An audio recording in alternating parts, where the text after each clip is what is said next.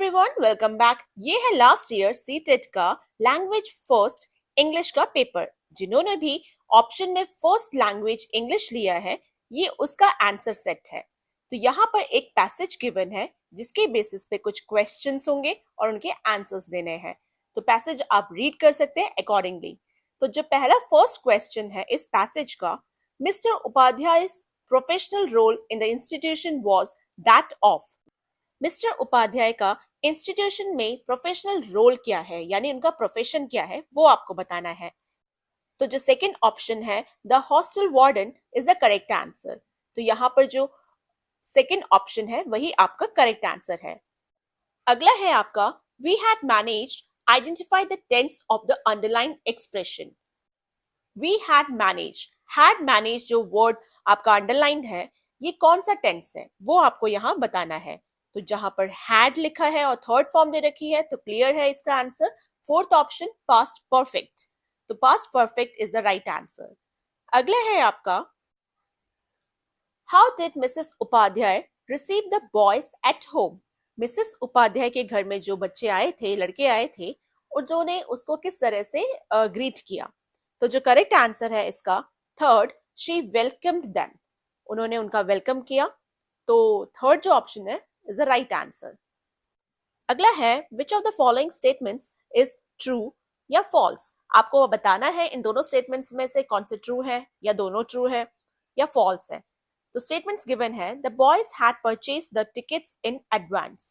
लड़कों ने एडवांस में ही टिकट्स को खरीद लिया, परचेज कर लिया। सेकेंड स्टेटमेंट है, Mrs Upadhyay supported the boys in their endeavour. Mrs Upadhyay ने उनके जो इस कठिन परिश्रम को सपोर्ट किया। तो दोनों ही स्टेटमेंट करेक्ट है, both A and B are true. अगला है, choose the expression similar in meaning to improvised as used in the passage. Improvise को जो वर्ड है उसका सिमिलर मीनिंग इस पैसेज में आपको बताना है। तो जो इसका करेक्ट आंसर है वो है first option, to make it up. Next है आपका, why were the boys sneaked away from the hostel. लड़के जो है वो हॉस्टल से स्नीक यानी कि निकल के क्यों भाग गए। तो जो इसका करेक्ट ऑप्शन है, टू से अ प्ले। वो स्नीकिंग यानी कि वो छुप छुप के जो निकल के भागे थे वो प्ले देखने के लिए जा रहे थे, इसलिए। नेक्स्ट है आपका, विच of the following statements is true और फॉल्स। अब आपको वही चीज बतानी है, ट्रू या फॉल्स है। तो यहाँ पर जो स्टेटमेंट गिवन है, Mr Upadhyay met the boys inside the hostel. Mr Upadhyay जो उन लड़कों से मिले थे हॉस्टल के अंदर। सेकेंड जो स्टेटमेंट है, the boys were already getting late for the play. जो लड़के थे वो ऑलरेडी लेट हो चुके थे खेलने जाने के लिए। तो फर्स्ट जो स्टेटमेंट है ए जो है वो फॉल्स है लेकिन बी ट्रू है। तो सेकेंड जो ऑप्शन दे रखा है B is true but A is false, is the right answer. अगला है, what did Mr Upadhyay do after hearing the boys. Mr Upadhyay ने लड़कों की आवाज सुनकर क्या किया। He took them off home for coffee. वो उनको अपने घर लेकर गए कॉफी पर। नेक्स्ट है आपका, the tickets for the play were screaming in our pockets. What literary device has been used in the underline expression. जो यहाँ पर अंडरलाइन वर्ड्स दे रखे हैं, सेंटेंस में दे रखा है, उसको लिटरेरी डिवाइस में क्या कौन से एक्सप्रेशन में यूज किया गया है। तो अगर आप देख सकते हैं यहाँ पर टिकट्स को एक ह्यूमन एक्शन दिया गया है, एक एज अ पर्सन उसको इंडिकेट किया गया है, जबकि वो एक नॉन लिविंग थिंग है लेकिन स्टिल उसके अंदर एक जान दी गई है। तो इसको हम बोलते हैं personification. The first option is the right answer. Tickets यहाँ पर स्क्रीमिंग यानी हिल रहा था पॉकेट के अंदर। तो यहाँ पर जो फर्स्ट ऑप्शन है, यहाँ पर जब नॉन लिविंग थिंग को एक as a living thing, living being की तरह उसको बोला जाता है तो उसको हम पर्सोनिफिकेशन कहते हैं। तो first option is the right answer. अगला है आपका, read the extract given below and answer the questions that follow. ये एक पोएम है, इसके अकॉर्डिंग आपको रीड कर क्वेश्चंस के आंसर देने हैं। तो हम देखते हैं इसके क्वेश्चन पे क्या दे रखा है, हमारे पास क्या क्वेश्चन गिवन है। तो where is the sound coming from. आवाज कहां से आ रही है। तो जो इसका करेक्ट आंसर है वो है third option, from a contingent of soldiers. यानी सोल्जर्स का जो ग्रुप है, यानी वो मार्चिंग कर रहे हैं, उनकी पैरों की आवाज की वजह से साउंड आ रहा है। अगला है, the poem presents itself as a conversation. Poem खुद ही एक फॉर्म में लिखी गई है, किस फॉर्म में लिखी गई है वो आपको बताना है। तो it presents between two persons, ये दो लोगों के बीच की कॉन्वर्जेशन यानी बातचीत के बारे में पोएम में एक्सप्लेन किया गया है। अगला है which literary device has been used in the expression scarlet soldiers. Scarlet soldiers को किस लिटरेरी डिवाइस में यूज किया गया है, कौन से एक्सप्रेशन में यूज किया गया है? तो जो फोर्थ ऑप्शन है transferred epithet is the correct answer. Transferred epithet का मतलब होता है जहां एडजेक्टिव एक्चुअल नाउन को एक्सप्लेन करता नहीं है बल्कि वो दूसरे नाउन को एक्सप्लेन कर रहा हो, लेकिन सेंटेंस समझ में आता है। जैसे एग्जाम्पल के तौर पर अगर यहाँ पर लिखा होगा कोई सेंटेंस जैसे कि ही स्पेंट अ स्लीपलेस नाइट, तो पर्सन स्लीपलेस होता है, नाइट नहीं। लेकिन सेंटेंस में स्लीपलेस नाइट का मतलब यहाँ पर एक एडजेक्टिव स्लीपलेस वो नाइट को एक्सप्लेन कर रहा है, जबकि एक्चुअल में नाइट स्लीपलेस हो ही नहीं सकती, पर्सन होता है। तो यहाँ पर भी इसको ट्रांसफर्ड एपिथेट कहते हैं, जहां एक्चुअल एडजेक्टिव एक्चुअल नाउन को एक्सप्लेन करने की बजाय वो दूसरे नाउन में शिफ्ट हो जाता है। अगला है आपका the poem has been written in the form of. अगला है आपका जो पोएम है वो किस फॉर्म में लिखी गई है? तो जो थर्ड ऑप्शन है a ballet is the correct answer.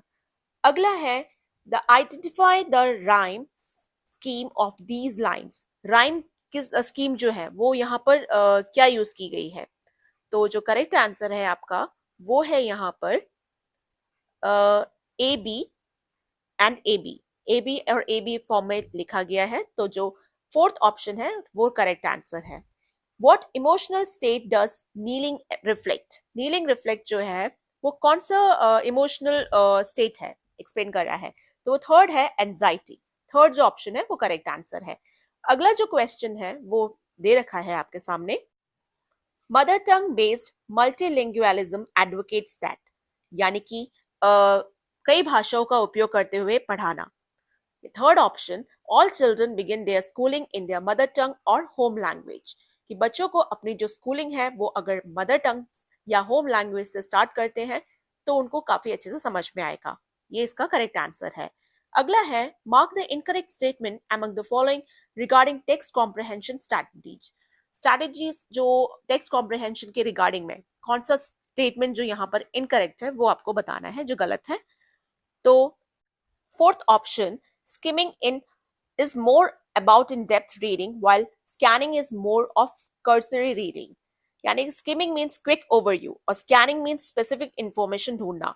in-depth reading तो ऊपर ऊपर से पढ़ाना, मतलब उसको अंदर से स्पेसिफिक इंफॉर्मेशन को ना खोजना, सिर्फ स्पेसिफिक इंफॉर्मेशन को खोजते हुए ऊपर ऊपर से पढ़ाना ही इनकरेक्ट स्टेटमेंट है। अगला है when children start using language to ask about things, events and phenomena around them, which of the following functions of language is used more than the others? जब बच्चा कुछ पूछता है, आसपास की चीजें क्या क्या हो रही है वो अपने लैंग्वेज में पूछने की कोशिश करता है, तो इन चारों ऑप्शंस में से कौन सा फंक्शन ऑफ लैंग्वेज वो सबसे ज्यादा यूज करता है? तो हेयरिस्टिक यानी कि जानने के लिए लैंग्वेज का यूज करना इज द करेक्ट आंसर। यहाँ पर लर्निंग प्लस डिस्कवरिंग और क्वेश्चन तीनों आते हैं। नेक्स्ट है आपका which of the following features of human language enables human to talk about things which are not present in immediate time and space? जब लोग आपस में बात करते हैं, प्रेजेंट की बात किए बिना पास्ट या फ्यूचर की बातें करते हैं, इमेजिनेशन की बात करते हैं, तो वो उसमें क्या ऑप्शन करेक्ट आंसर है? तो इसका है displacement. Third option is the correct answer. यहाँ अभी से अलग चीजों पर बात करना। नेक्स्ट है which of the following skills is not considered as a mark of reading with comprehension? इन चारों में से कौन सा स्किल जो है वो रीडिंग विद कॉम्प्रिहेंशन पे मार्क नहीं करता? तो फोकसिंग ऑन इंडिविजुअल लेटर्स और अल्फाबेट्स मीन्स इंडिविजुअल लेटर्स पे ज्यादा फोकस करना, मीनिंग को नहीं समझना, सिर्फ अल्फाबेट्स को ही देखते रहना, सेंटेंस कॉम्प्रिहेंशन का क्या मतलब है वो ना समझना is the right answer. Third जो ऑप्शन है वो करेक्ट है, जो कि स्किल नॉट कंसिडर्ड। नेक्स्ट है आपका विच of the following is not a feature of the grammar translation method of second language teaching? Second language teaching में ग्रामर ट्रांसलेशन को में से इन चारों में से कौन सा जो फीचर है वो करेक्ट नहीं है? तो फर्स्ट जो ऑप्शन है communicating directly in second language and then comparing the rules of grammar of two languages. Directly communicate करना और उसके बाद कंपेयर करना रूल्स के साथ, ये एक सही नहीं है। जबकि ग्रामर ट्रांसलेशन मेथड होता है ग्रामर प्लस ट्रांसलेशन पर बेस्ड मेथड। नेक्स्ट है आपका a teacher ask her students to reflect on how they have answered an experience based questions she gave them and what and how they were thinking when they wrote that answer. This is an example of जब teacher पूछे कि उन्होंने बच्चों ने answer कैसे दिया, क्या सोचकर उस क्वेश्चन का आंसर दिया, क्या सोच रहे थे उस आंसर देते टाइम पर, तो जो इसका करेक्ट आंसर है वो है मेटाकॉग्निशन, यानी कि थिंकिंग अबाउट थिंकिंग, यानी अपने उस चीज के बारे में सोचना, उसके उसके उसके जो पॉजिटिव्स और नेगेटिव जो भी प्रॉस एंड कॉन्स जो भी होंगे उसके बारे में सोचकर आंसर देना, तो वो ही होता है मेटाकॉग्निशन। नेक्स्ट है, which of the following among questions hypothesis is similar to Vygotsky's GPD, यानी कि जीपीडी यहाँ पर जोन ऑफ प्रॉक्सिमल डेवलपमेंट है, तो ये इसका जो करेक्ट आंसर है input hypothesis is the correct answer. अगला है, according to Cummins interdependence hypothesis which of these are interdependent on each other. Cummins interdependence hypothesis के हिसाब से जो इंटरडिपेंडेंट ऑन ईच अदर है वो है fourth option, cognitive academic proficiency in first and second language, यानी एकेडमिक स्किल्स दोनों languages में कनेक्टेड होते हैं। अगला है, which of the following does not justify starting reading skills with words and short story text instead of letters and alphabets, कि इन चारों में से कौन सा ऑप्शन जस्टिफाई नहीं करता कि जो रीडिंग स्किल्स है वो सिर्फ वर्ड्स और शॉर्ट स्टोरी टेक्स्ट से स्टार्ट होती है, जबकि लेटर्स और अल्फाबेट से नहीं। अगर हम देखते हैं तो beginner readers can focus better on bigger units than smaller units.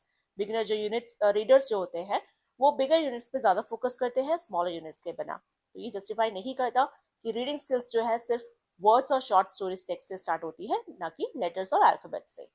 Next है, which of the following is linguistically correct about languages and dialects. Language और डायलेक्ट्स के रिस्पेक्ट में लिंग्विस्टिकली करेक्ट कौन सा ऑप्शन है, वो है आपका option number 2। There is no well defined linguistic difference between a language and dialect. Language और डायलेक्ट के बीच में कोई भी डिफरेंस ज्यादा नहीं होता, सोशल होता है, तो जो सेकंड ऑप्शन है वो करेक्ट है। लैंग्वेज और डायलेक्ट दोनों ही ऑलमोस्ट सेम होते हैं, कोई वेल डिफाइंड डिफरेंस नहीं होता। नेक्स्ट है, Vera is a 7-month-old infant. She is now making vocalization that combine consonants and vowels. She is communicating using which of the following? वीरा जो है वो 7 महीने की छोटी सी बच्ची है जो कि आवाज निकाल रही है, कॉन्सोनेंट और वोवल्स दोनों मिलाकर, जैसे आई वगैरह, जैसे वोवल्स और कॉन्सोनेंट्स वगैरह मिलाकर, तो वो कौन सा कम्युनिकेट करने के लिए कौन सा यूज कर रही है चारों ऑप्शंस में, तो वो है बैबलिंग। फोर्थ जो ऑप्शन है बैबलिंग, बाबा डाडा साउंड जो होता है इसको हम बैबलिंग साउंड कहते हैं। नेक्स्ट है, विच इज प्रोडक्टिव वोकैबुलरी। जो प्रोडक्टिव वोकैबुलरी कौन सी हो सकती है, वो है answer number 1, words that we use in writing and speaking. जो शब्द हम बोलते हैं और लिखते हैं वही प्रोडक्टिव वोकैबुलरी है, जो हम स्पीकिंग करते हैं और राइटिंग में यूज करते हैं। That's the first option is the correct one, words that we use in writing and speaking. अगला है, which of the following is not explain by the concept of language acquisition device. Language acquisition device जो LAD है उसमें क्या explain नहीं करता इन चारों options में से, तो जो करेक्ट आंसर है इस क्वेश्चन का वो है LAD जो है first option, how children learn figurative language. LAD grammar explain करता है, फिगरेटिव लैंग्वेज नहीं करता, तो first option is the right answer. Language acquisition device जो है वो फर्स्ट ऑप्शन जो करेक्ट आंसर है। अगला है लास्ट क्वेश्चन इस क्वेश्चन पेपर का, in a speech community it is observe that S is pronounced directly by two different socio-economic groups of speakers. This different is an example of. Speech community में S जो pronunciation होता है वो दो तरह के different socio economic groups के speakers करते हैं, तो जो करेक्ट आंसर है इसका थर्ड ऑप्शन है, social linguistic variable, that is society plus language study, social linguistic variable. तो ये था आपका सीटेट का इंग्लिश का टेस्ट पेपर लास्ट ईयर का। आगे में मैं इस तरह की वीडियोस और बनाऊंगी। Thanks for watching, please like share comment and subscribe. Till then bye bye, take care.